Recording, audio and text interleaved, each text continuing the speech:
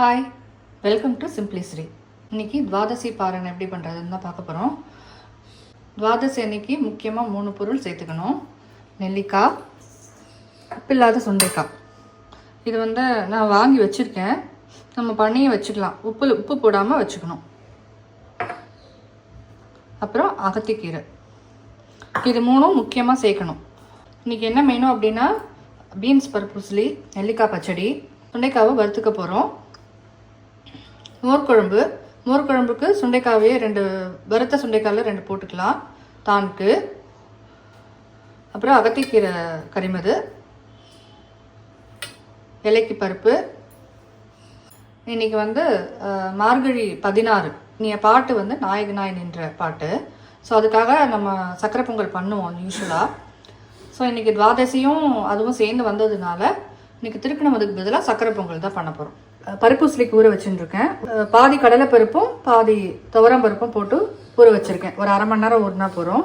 மோர் குழம்புக்கு 2 ஸ்பூன் துவரம் பருப்பும் 1 ஸ்பூன் கடலை பருப்பு ஊற வச்சுருக்கேன்.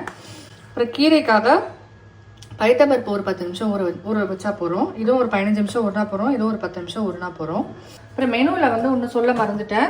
இன்றைக்கி புளி சேர்க்கக்கூடாது. அதனால லெமன் சாத்துமுது, அதுக்கு ஒரு தக்காளி எடுத்து வச்சுட்டுருக்கேன். பீன்ஸு கட் பண்ணி வச்சுட்டுருக்கேன். துவரம்பருப்புக்கு பதிலாக இன்றைக்கி பைத்தம்பருப்பு தான் போடணும். அதனால் பைத்தம்பருப்பு வச்சுருக்கேன். இங்கே ஆத்திக்கீரை வச்சுருக்கேன். இந்த ஆத்திக்கீரையை இப்போ கையால் இப்படி கிள்ளி தான் போடணும். கத்தியால் கட் பண்ணக்கூடாது அப்படின்னு சொல்லுவாங்க. ஏன்னா அந்த இரும்பு கத்தி பட்டுதுன்னா இதோட பெனிஃபிட்ஸ்லாம் போயிடும் அப்படின்னு சொல்லுவாங்க. நம்ம துவாதசி பாரணைக்கு அந்த டைமிங் தான் முக்கியம். துவாதசி இருக்கிறதுக்குள்ளேயே நம்ம பாரணை முடிச்சிடணும். ஏர்லி மார்னிங் முடிச்சிடணும். Before 8 o'clock. எவ்வளோ சீக்கிரம் முடிக்கிறோமோ அவ்வளோ சீக்கிரம் நல்லதுன்னு சொல்லுவாங்க. அந்த ஏகாதசி விரதம் இருந்த பலன் நம்ம துவாதசி பாரணை கரெக்டாக பண்ணினா தான் அது கிடைக்கும் அப்படின்னு சொல்லுவாங்க. சில டைம் துவாதசி காத்தாலே முடிஞ்சிடும். அதனால எவ்வளோ சீக்கிரமாக குயிக்காக எப்படி பண்ணலாம் அப்படிங்கிறதுக்கு தான் இந்த வீடியோ. குக்கரில் ஏற்ற வேண்டியதெல்லாம் ஏற்றிடலாம். இலைக்கு பருப்பு, நெல்லிக்காய், சக்கரை பொங்கலுக்கு அரிசியும் பருப்பு வச்சுருக்கேன். சரி வச்சுருக்கேன்.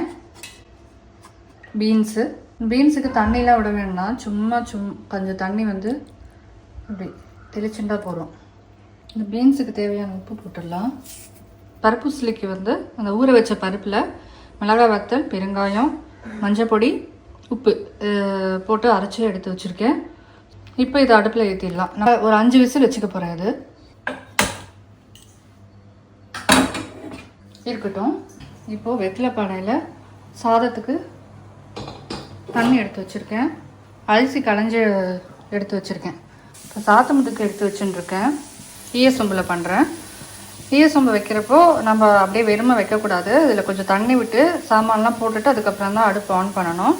பக்கத்துலேயே நின்று பார்த்துக்கணும் ஆஃப் பண்ணுற வரைக்கும். இல்லைன்னா தண்ணி குறைஞ்ச அடிப்பிடிச்சிடுத்துன்னா அதை உருக ஆரம்பிச்சிடும் பாத்திரம். இன்றைக்கி லெமன் சாத்தமுது தான். அதுக்கு ஒரே ஒரு தக்காளி, ஒரே ஒரு பச்சை மிளகாய், கருவேப்பிலை, அரை ஸ்பூன் மஞ்சள் தூள், தேவையான உப்பு போட்டு எடுத்து வச்சுருக்கேன். இதில் எவ்வளோ சாத்தமுது வேணுமோ அதில் பாதிக்கு தண்ணி விட்டு அடுப்பை ஆன் பண்ணிடலாம். இது கொதிச்சுட்டு இருக்கட்டும். இப்போ சாத்தமுதுக்கு தேவையானதை வறுத்து எடுக்கலாம். என்னென்ன எடுத்து வச்சுருக்கேன்னா, ஒரு மிளகாய், 1 ஸ்பூன் தனியா, 1 ஸ்பூன் துவரம்பருப்பு, 1 ஸ்பூன் ஜீரகம், ஒரு 4-5 மிளகு, அதான் எடுத்து வச்சுட்டுருக்கேன். இப்போ இதில் பெருங்காயம் போடுறேன். கொஞ்சம் நுரைக்க ஆரம்பிச்சிடுது. முன்னாடியே போட்டால் அடியில் போய் உட்காந்துக்கும். அதனால் கொஞ்சம் அந்த கொதி வரப்போ போடுறேன். ஒரு சொட்டு எண்ணெய் விட்டுருக்கேன். இதை போட்டுடலாம். சில பேர் இதில் தேங்காய் போடுறவா போட்டுக்கலாம். நான் போடலை. எடுத்தாச்சு. இப்போ தண்ணி கொதிச்சிட்டு பச்சடிக்கு வறுத்துக்கலாம். கொஞ்சமாக எண்ணெய் விட்டு இந்த கட்டி பெருங்காயம் போட போகிறேன். இதை புரியட்டும். 2 ஸ்பூன் உளுத்தம்பருப்பு போடுறேன். வறுத்தாச்சு. இப்போ இதோட ஒரு பச்சை மிளகா, உப்பும் போட்டிருக்கேன். இப்போ சில பேர் தேங்காய் போடுவா. தேங்காய் போட்டுட்டா கூட அது ஃபுல்லாக வறுக்கணுங்கிறது இல்லை. அந்த சூட்டு வானலிலேயே லைட்டாக 2 பெரட்டிட்டு இதோட சேர்த்துக்கலாம். சாதம் கொதிச்சு எடுத்து பொடி அரைச்சுட்டேன். இப்போ இதில் போட்டுருக்கோம். இது 2 கொதி வந்த உடனே பருப்பு ஜலம் விட்டுக்கலாம். உங்களுக்கு இப்போ சாத்தும் எவ்வளோ வேணுமோ அவ்வளோத்துக்கு தண்ணி விளாவிக்கலாம். இதை நுரைச்சி வரப்போ ஆஃப் பண்ணிடலாம். ஒரு கொதி வந்துடுது, ஆஃப் பண்ணியாச்சு. இப்போது ஒரு எலுமிச்சம்பழம் ஜூஸ் எடுத்து வச்சுருக்கேன். இதுவும் ரெடி ஆகிடுது, வெறும் தாளிக்க வேண்டியது தான். சாதமும் ரெடி ஆகிடுது. நான் வந்து கஞ்சி வடிக்கலை, நான் கரெக்டாக தண்ணி வச்சு அதுலேயே பதம் ஆற மாதிரி வச்சுருக்கேன். இப்போ மோர் குழம்புக்கு வறுத்துக்க போகிறோம். வானலியில் 1 ஸ்பூன் எண்ணெய் விட்டுட்டுருக்கேன். கொஞ்சமாக ஒரு ஸ்பூன் வெந்தயம். 4 பேருக்கு பண்ணுறேன் மோர் குழம்பு. 3 பச்சை மிளகாய்.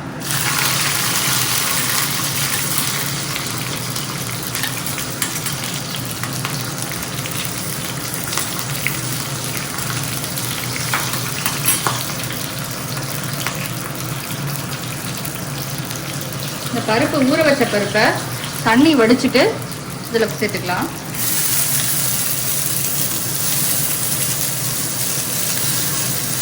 கொஞ்சம் பெருங்காயம் கொடுக்குறேன்.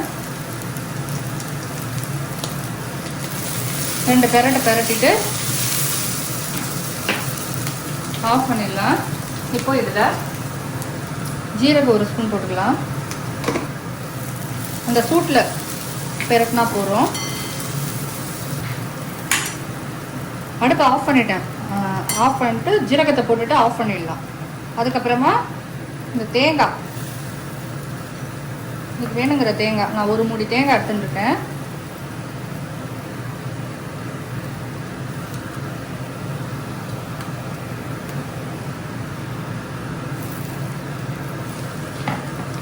இதையும் போட்டு ஒரு பெரட்டிக்கலாம்.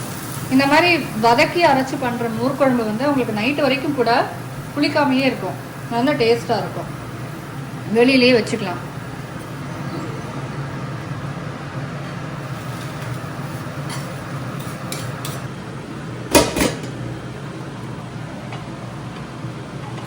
இது எடுத்து ஆற வச்சிடலாம்.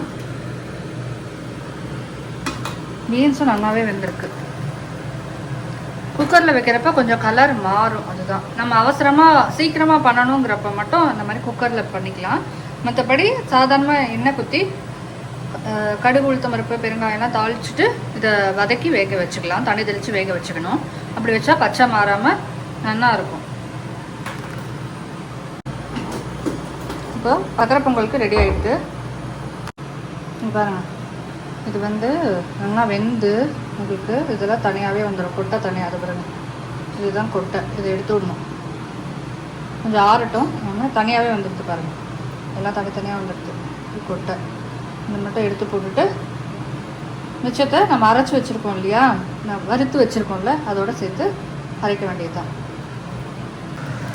இப்போது சக்கரை பொங்கலுக்கு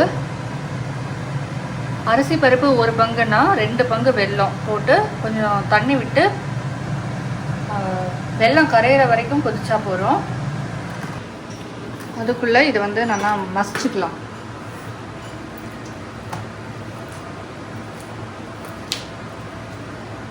இந்த மாதிரி நல்லா மசிச்சுக்கணும். சப்போஸ் சரியாக மசியலைன்னா கொஞ்சோண்டு பால் விட்டுட்டு, சூடாக இருக்கிற பால் விட்டு மசிச்சுக்கலாம். நல்லா மசிஞ்சிடும்.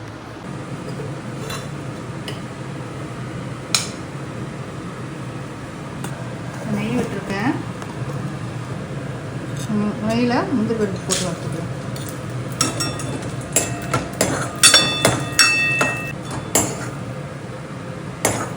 முந்திரி பருப்பு வறுத்ததும் இந்த சாதத்தை, மசிச்ச சாதத்தை சேர்த்துக்கலாம். இல்லை அடுப்பை சிம்மில் வச்சுட்டு இந்த வெல்லத்தை கரைச்சி வச்சுருந்துருக்கேன். கரைச்சி வடிகட்டி வச்சுருக்கேன், அதை இதில் சேர்த்துக்கலாம்.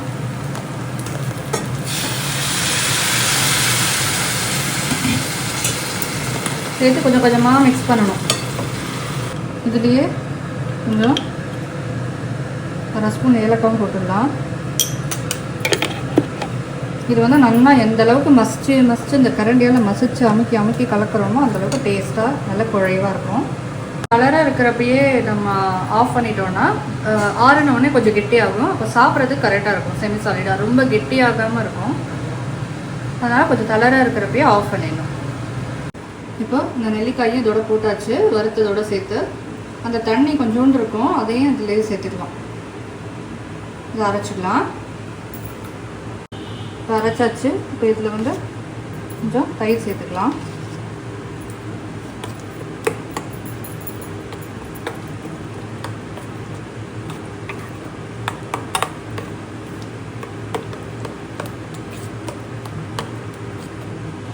நெல்லிக்காய் பச்சடி ரெடி ஆகிடுது.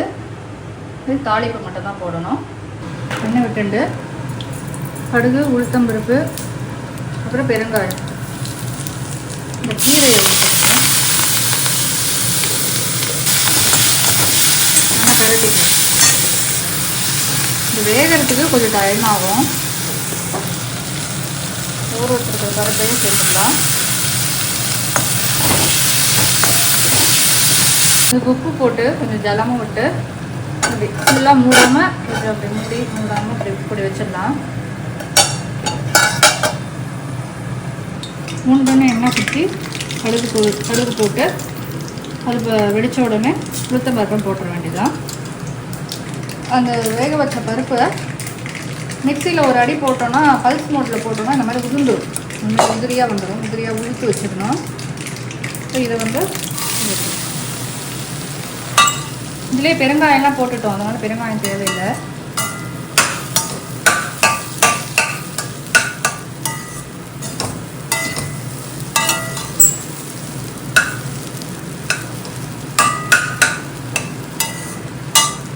வறுத்துனாச்சு. இப்போ இதில் வந்து இந்த பீன்ஸை போட்டுருவோம். இதை போட்டுட்டு நல்லா மிக்ஸ் பண்ண வேண்டியதான்.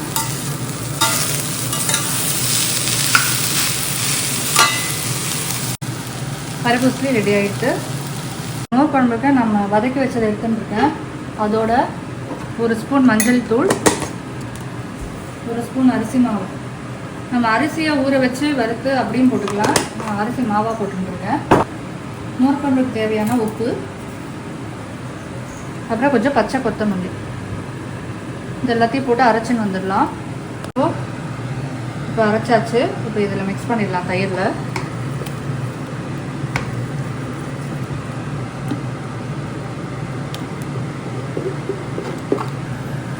கொஞ்சம் மீடியமாக வச்சு ஜஸ்ட்டு நுரைச்சி வரணும், அவ்வளோதான். கொதியெலாம் வரக்கூடாது, நுரைச்சி வரும்.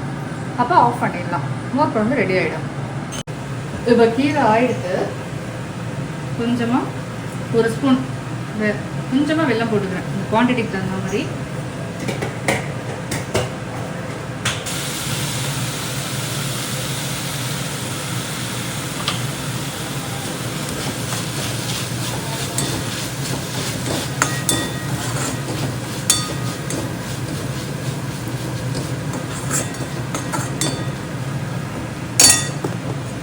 கறி வந்து ரெடி ஆகிடுது.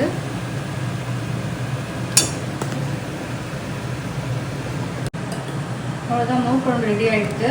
பொங்கி வந்துட்டு ஆஃப் பண்ணிடலாம். நரைச்சி வந்துட்டு இப்போது எல்லாத்துக்கும் தாளிச்சிடலாம். சாத்தம்புக்கு தாளிக்கிறதுக்கு கொஞ்சம் நெய் விட்றேன். கொஞ்சோண்டு கடுகு, ஜீரகம்,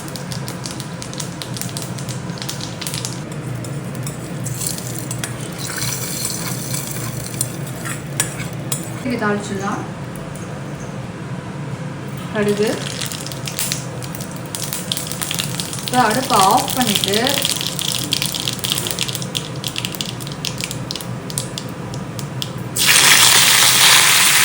கருவேப்பிலை, பெருங்காயம் சப்போஸ் அந்த வறுக்கிறதுல போடலைன்னா இப்போ போட்டு தாளிச்சிடலாம். மோர் குழம்புக்கு திருப்பி கடுகு,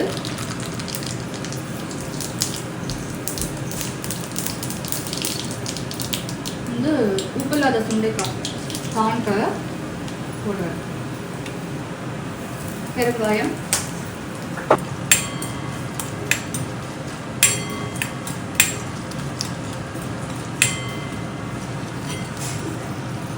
சுண்டைக்காய் வறுத்தது வந்து தனியாக எடுத்து வச்சுக்கிறேன். போட்டுட்டு அடுப்பை ஆஃப் பண்ணிவிட்டு கருவேப்பிலை,